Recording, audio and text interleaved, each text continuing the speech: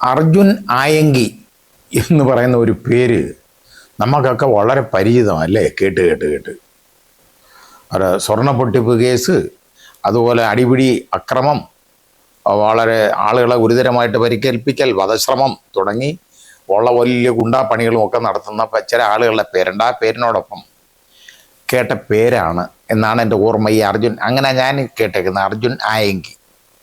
എന്താ പേരാണെന്ന് അറിയാൻ വയ്യ. എന്തായാലും ഈ ആയങ്കിക്ക് ഇപ്പോൾ അത്ര നല്ല ഒരു സമയമല്ല.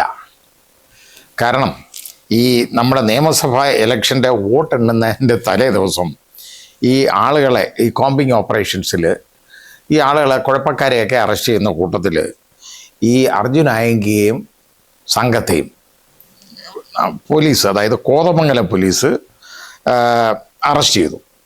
അപ്പോൾ അതിനുശേഷം അറസ്റ്റ് ചെയ്തു. അപ്പം ഇയാളെ അതിന് 21 ദിവസം ഇവൻ ജയിലിൽ കിടന്നു. ശിക്ഷയല്ലല്ലോ, കസ്റ്റഡിയല്ലേ, അവിടെ കിടന്നു. അപ്പോൾ അവിടെ കിടന്നു കഴിഞ്ഞപ്പോൾ അവിടുന്ന് അത് കഴിഞ്ഞ് ജാമ്യത്തിൽ ഇറങ്ങി കഴിഞ്ഞപ്പോൾ ഇവരെ അങ്ങനെ വിടാൻ ഒക്കത്തില്ലല്ലോ പോലീസിനെ. കോതമംഗലം സർക്കിൾ ഇൻസ്പെക്ടറെ വിളിച്ച് അയാളെ കൊല്ലുമെന്ന് ഭീഷണിപ്പെടുത്തി. അവിടെ ഫോണിൽ വിളിച്ചതല്ല, ഇവരെ ഇൻസ്റ്റാഗ്രാമിലോ സോഷ്യൽ മീഡിയയിൽ വഴി അറിയിച്ചു. ഞാൻ കൊടുക്കേണ്ടത് കൊടുത്തിരിക്കും. ആർക്ക്? കോതമംഗലം സർക്കിൾ ഇൻസ്പെക്ടർക്ക്. ഇവൻ്റെയൊക്കെ ധൈര്യം നോക്കിക്കോളൂ. നമ്മുടെ നാട്ടിലെ ക്രമസമാധാന പാലനം നടത്തുന്ന ഉദ്യോഗസ്ഥനെ, ഒരാളെ, ഒരു പ്രമുഖ ഉദ്യോഗസ്ഥനെ കൊല്ലും എന്നാണ് ഭീഷണി. കൊടുക്കേണ്ടത് കൊടുക്കും, സമയമാകുമ്പോൾ കൊടുത്തിരിക്കും എന്ന്. പിന്നെ ഇയാൾ ഉണ്ടാക്കി വെച്ചിലേക്ക് കൊടുക്കാനായിട്ട് ഇതാണ് ഭീഷണി. അതിനുശേഷം ഇതിന് പോലീസ് കേസ് രജിസ്റ്റർ ചെയ്തു. എന്നിട്ട് ആ കേസ് രജിസ്റ്റർ ചെയ്തപ്പോൾ ആ കേസിൽ മുൻകൂർ ജാമ്യത്തിന് ഹൈക്കോടതി പോയി. ഹൈക്കോടതി മുൻകൂർ ജാമ്യാപേക്ഷ അങ്ങ് തള്ളി. എന്നിട്ട് പറഞ്ഞു, ഇവനെ കസ്റ്റഡിയൽ ഇൻട്രോഗേഷൻ, അതായത് കസ്റ്റഡിയിൽ ചോദ്യം ചെയ്യേണ്ടത് ആവശ്യം ഉള്ള ഒരു കേസാണിത്, അതുകൊണ്ട് ജാമ്യത്തിന് അർഹതയില്ല. ഇതുപോലുള്ള കാണിക്കുന്ന, അതായത് ഈ ലോ ആൻഡ് ഓർഡർ ഡ്യൂട്ടിയിൽ ഏർപ്പെട്ടിരിക്കുന്ന ഒരു പോലീസ് ഉദ്യോഗസ്ഥനെ ഭീഷണിപ്പെടുത്തുക, അയാളെ കൊല്ലുമെന്ന് ഭീഷണി മുഴക്കുക, ഇതെന്നൊക്കെ പറയുന്ന ഇങ്ങനെയുള്ള ഒരുത്തന് ജാമ്യം കൊടുക്കാൻ ഒക്കത്തില്ല. മുൻകൂർ ജാമ്യത്തിന് അർഹതയില്ല. 21 ദിവസം ഇയാളെ ജയിലിൽ കിടത്തിയ കോതമംഗലം പോലീസ് ഇൻസ്പെക്ടറെ കൊടുക്കേണ്ട സമയത്ത് കൊടുക്കാനുള്ളത് എന്നൊക്കെ പറഞ്ഞു. അതങ്ങനെയാണ് ആ കേസായത്. അപ്പോൾ അടുത്ത കേസ് ഊന്നുകൽ പോലീസ് ഇൻസ്പെക്ടറെ ഭീഷണിപ്പെടുത്തിയതാണ്.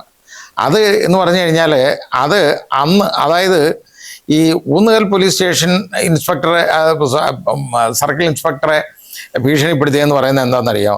നിനക്ക്, അതായത് കീഴടങ്ങാൻ സ്റ്റേഷനിലേക്ക് വരാം എന്ന് പറഞ്ഞിട്ടും നിനക്ക് എന്നെ അങ്ങ് പിടിച്ചേ മതിയാവൂ എന്നുണ്ടെങ്കിൽ നീ എന്നെ വന്ന് നീ വന്ന് പിടിച്ചിട്ടുണ്ടാക്കിയാൽ മതി എന്ന് പറഞ്ഞ് പുഴുത്ത തെറിയ വാക്കി പറഞ്ഞേക്കുന്നത് പറയാൻ പറ്റിയില്ല. ഹൈക്കോടതിയിൽ തീർക്കണം എന്ന് ഞാൻ വിചാരിച്ചതാണ്. ഞാൻ ഇനി ജാമ്യം എടുത്തിട്ടേ വരുന്നുള്ളൂ. ഇവനെ ആരാ ജാമ്യം കൊടുക്കുന്നതെന്ന് എനിക്ക് അറിഞ്ഞുകൂടാ. അപ്പോൾ ഹൈക്കോടതി ജാമ്യം നിഷേധിച്ചാണ് ഇനി ഈ കേസിന്, അതായത് ആ ജാമ്യം നിഷേധിച്ച മറ്റേ കേസുണ്ടല്ലോ, ആ കേസിന് കോതമംഗലം സർക്കിൾ ഇൻസ്പെക്ടറെ ഭീഷണിപ്പെടുത്തിയ ആ കേസിൽ, അപ്പോൾ അതിന് ജാമ്യം നിഷേധിച്ചു ഹൈക്കോടതി. അത് അന്വേഷിക്കുന്ന ഉദ്യോഗസ്ഥനെയാണ്, ഊന്നുകൽ സർക്കിൾ ഇൻസ്പെക്ടറെയാണ് ഇപ്പോൾ ഭീഷണിപ്പെടുത്തിയേക്കുന്നത്. അത് അയാൾക്ക് ഭീഷണിപ്പെടുത്തിയേക്കുന്നതെന്ന് പറഞ്ഞു കഴിഞ്ഞാൽ, അയാൾക്ക് ഒരു ഓഗസ്റ്റ് 5 രാത്രി ഈ 11:40 ആണ് ഈ ഊന്നുകൽ സർക്കിൾ ഇൻസ്പെക്ടർ ആദർശിൻ്റെ ഇൻസ്റ്റാഗ്രാം അക്കൗണ്ടിലേക്ക് ഈ ഭീഷണിയും അതുപോലെ തന്നെ അസഭ്യ വർഷവും അടങ്ങിയ വോയിസ് ക്ലിപ്പ് അങ്ങോട്ട് അയച്ചു കൊടുത്തത് കേട്ടോ. എന്നിട്ട് ഇത് അവൻ്റെ പേരിൽ, അവൻ്റെ പോസ്റ്റിൽ, അയാളുടെ പേജിൽ പോസ്റ്റ് ചെയ്യുകയും ചെയ്തു കേട്ടോ. വലിയ ആളല്ലേ. അപ്പോൾ ഇതാണ് കാര്യം. അപ്പോൾ ഇതാണ് ഇനിയിപ്പോൾ അടുത്തത്. അപ്പം ഇതിന് വേറെ കേസെടുത്തേ ഒക്കുള്ളൂ. ഇതിന് കേസായി. ഇനി ഇത് അന്വേഷിക്കാൻ വേറെ ഏതെങ്കിലും സർക്കിൾ ഇൻസ്പെക്ടർ വരണം.